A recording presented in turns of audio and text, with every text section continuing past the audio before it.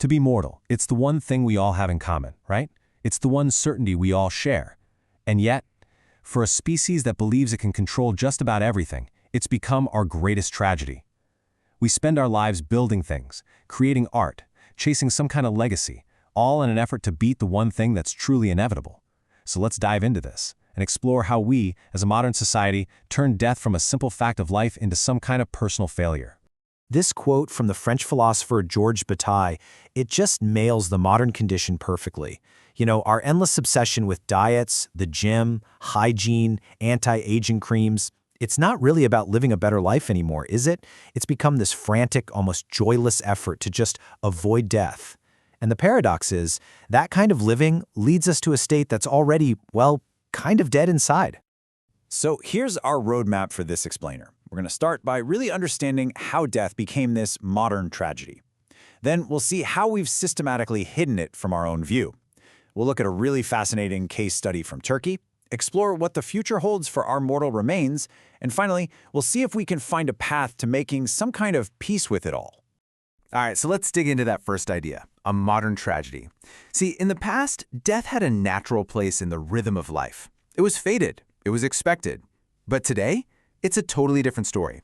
Modern life has basically transformed death into something that requires a culprit, a cause, a reason. It's no longer just an event, it's a problem that needs to be solved. And if it happens, it feels like a failure, either a personal one or a medical one. You see, for us modern humans, death feels like the ultimate defeat. In a world completely obsessed with control, controlling our health, our youth, our environment, mortality is the one thing we just can't master. This painting by Sheely, it just captures that raw modern sense of grief so perfectly. It's a grief where death feels less like a natural transition and more like a violation of our whole life's project. Now this is where it gets really interesting. Look at the stark contrast here. In traditional societies, people lived more or less at peace with death. There was this concept of etzel, a fated, appointed time to die. But now look at the modern view. Every single death is an untimely death. You hear it all the time, right? He was too young. It just wasn't her time. We've turned it into a medical failure that could have and probably should have been prevented. Okay, so let's move on to our second big idea. Because this modern fear of death, it doesn't just exist in our heads. We've actually physically engineered it out of our daily lives. We haven't just reframed death, we've straight up banished it. This quote from the sociologist Jean Baudrillard is so powerful. He's arguing that our modern death rituals, especially the cemetery, are fundamentally acts of exclusion. They're designed to push the dead away from the world of the living, to create a separate, isolated city just for them. And in doing so, they become a kind of blueprint for how we isolate all the other things that we fear in society. And you can actually see this happening over time. For centuries, the dead were part of the community, buried right in the city center, which served as a constant, daily reminder of life's fleeting nature. But then, starting around the Age of Enlightenment, we began this systematic process of moving them. First, out of churchyards, and then to these dedicated cemeteries on the city's edge. Right alongside asylums and prisons, by the way. Other places for things society wanted to hide away. So, why did this happen?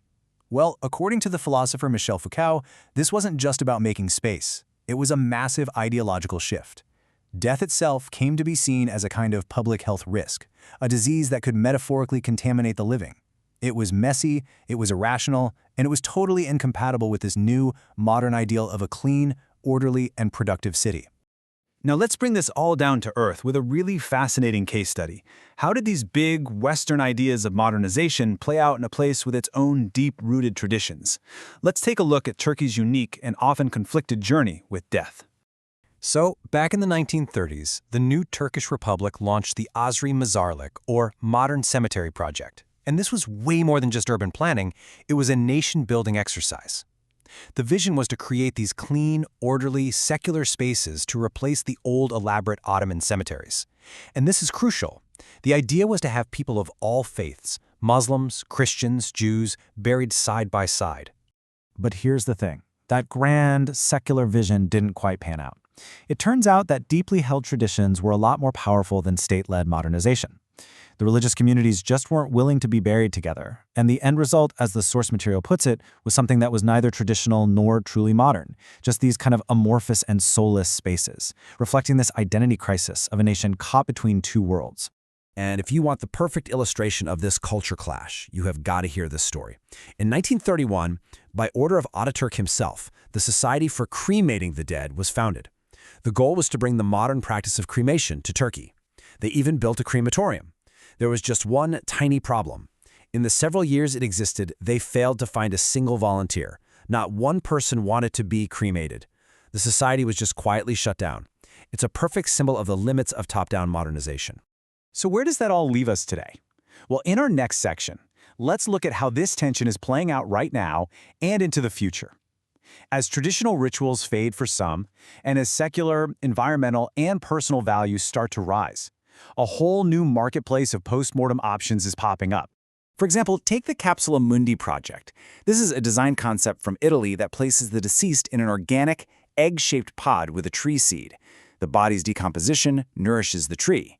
It's really a beautiful idea that totally appeals to modern sensibilities, right? It's eco-friendly, it's personalized, you get to choose your tree, and it transforms death into a symbol of new life. Or consider this.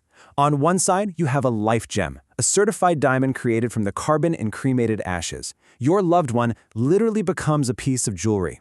Now compare that to the image next to it, a traditional death vigil. The diamond is personal, it's portable, it's permanent, but it also turns the body into a consumer product. It's a stark contrast to that communal, spiritual act of mourning you see in the vigil. It's fascinating, isn't it? And the innovation just keeps going. There are now green options like Alkali Hydrolysis, which is a chemical process that dissolves the body into a sterile liquid that can then be used as fertilizer. The driving forces here are pure modern values, efficiency and sustainability. It's a desire for a low-carbon footprint even in death. So, we've looked at how we've medicalized death, banished it, and now how we're turning it into a product. Let's bring this all together in our final section. What's the consequence of all this running away? And is there a path forward? Here it is, the central argument, the paradox at the very heart of our modern condition. All of our efforts to run away from death, our obsession with anti-aging and extending life, it's all backfiring. By refusing to accept our own mortality, we fill our lives with anxiety, which makes life itself heavier and more joyless. We end up in that state Bataille was talking about, not really dying, but already dead. And this isn't just some abstract philosophical idea. Look at this number, 55 million. That's how many boxes of antidepressants were consumed in Turkey in a single year, 2017. The source suggests there might be a powerful link here. Could our society's widespread unhappiness and anxiety be connected to this profound cultural inability to make peace with our own mortality? And this really gets to the heart of the solution. You see, accepting mortality isn't about giving up. It's about finding a deeper sense of calm that actually allows for a fuller, less anxious life. But the person who obsesses over clinging to life, who fights aging at every single turn, is ironically pushed by their own anxiety right into the arms of the very thing they're so afraid of. Which brings us to the final, really provocative question that the source leaves us with. In our endless quest for more time, for more years on the calendar, have we forgotten to ask the most important question? Why? What is the purpose of a longer life if it's just lived in constant fear of its own end? It's a profound thought to reflect on, and a powerful place to end our exploration.